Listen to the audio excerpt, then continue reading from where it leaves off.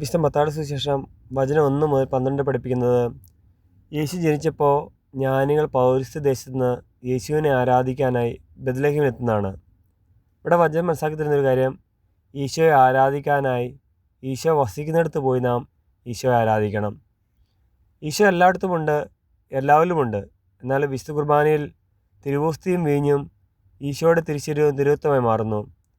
ആ തിരുവോസ്തിയിൽ ഈശോ വസിക്കുന്നു. അത് നമ്മുടെ രക്ഷയുടെ മാർഗമാണ്.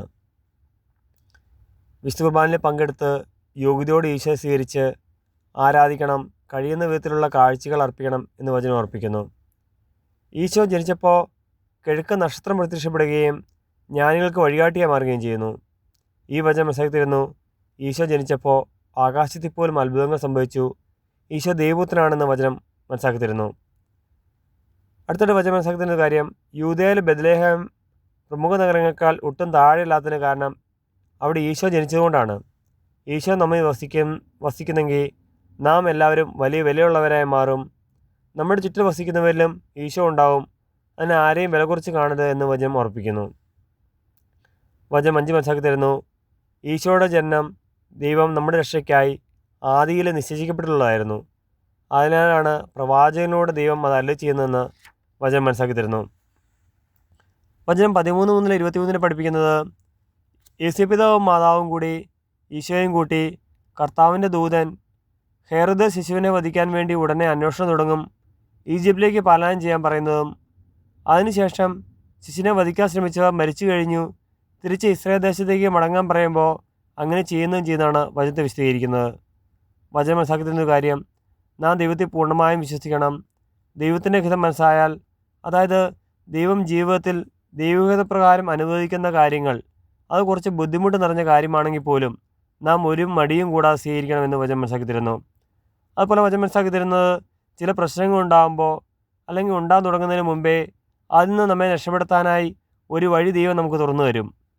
നമുക്ക് ഇഷ്ടപ്പെടുന്ന ഒരു വഴി ആയിരിക്കണമെന്നില്ല, അത് കുറച്ച് ബുദ്ധിമുട്ട് നിറഞ്ഞ വഴിയായിരിക്കും ചിലപ്പോൾ അത്. എന്നാൽ നാം ആ മാർഗത്തോട് ചരിക്കുകയും അതിനുശേഷം ആ പ്രശ്നങ്ങൾ തീരാൻ കുറച്ച് സമയമെടുത്തേക്കാം. എന്നാൽ നാം ക്ഷമയോടുകൂടി കാത്തിരിക്കണം. ദൈവത്തിൽ നിന്ന് അകന്നു പോകരുത്.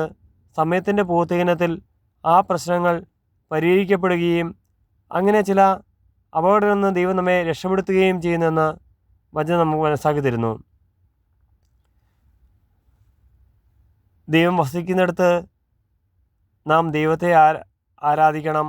കഴിയുന്ന വിധത്തിലുള്ള കാഴ്ചകൾ, അതായത് നമ്മുടെ സമ്പത്തിൻ്റെ ഒരു ഭാഗമാവാം, നമ്മുടെ വേദനകൾ, കൃതജ്ഞതകൾ, ആഗ്രഹങ്ങൾ, ഈ ലോകത്തുള്ള സകലർക്കും വേണ്ടിയുള്ള പ്രാർത്ഥനകൾ, ഇവിടെ നകന്നുപോയ എല്ലാ വ്യക്തികളുടെ ആത്മാക്കളുടെ നിത്യശാന്തിക്കായുള്ള പ്രാർത്ഥനകൾ, ഇവയെല്ലാം കാഴ്ചകളെ നമുക്ക് സമർപ്പിക്കുകയും അങ്ങനെ ഈശോയെ ആരാധിക്കുകയും ദൈവത്തെ വിശ്വസിച്ച് ഒരു മടിയും ബുദ്ധിമുട്ടും കൂടാതെ ദൈവത്തിൻ്റെ ഹിതമനുസരിക്കാനും ചില പ്രശ്നങ്ങൾ അതിൽ നിന്ന് രക്ഷപ്പെടുത്താനായി ദൈവം കാണിച്ചിരുന്ന മാർഗത്തിലൂടെ കുറച്ച് ബുദ്ധിമുട്ട് നിറഞ്ഞതാണെങ്കിലും അതിലൂടെ ചരിക്കാനുള്ള കൃപയ്ക്കായും ദൈവത്തിൽ നിന്ന് അകന്നു പോകാതിരിക്കാനും ആ ബുദ്ധിമുട്ടുകൾ തീരുന്ന സമയം വരെ അതിനെ കാത്തിരിക്കാനുള്ള കൃപയ്ക്കായും നമുക്ക് ദൈവത്തോട് പ്രാർത്ഥിക്കാം. ദൈവം എല്ലാവരെയും സമർത്ഥമായി അനുഗ്രഹിക്കട്ടെ. ആമേൻ.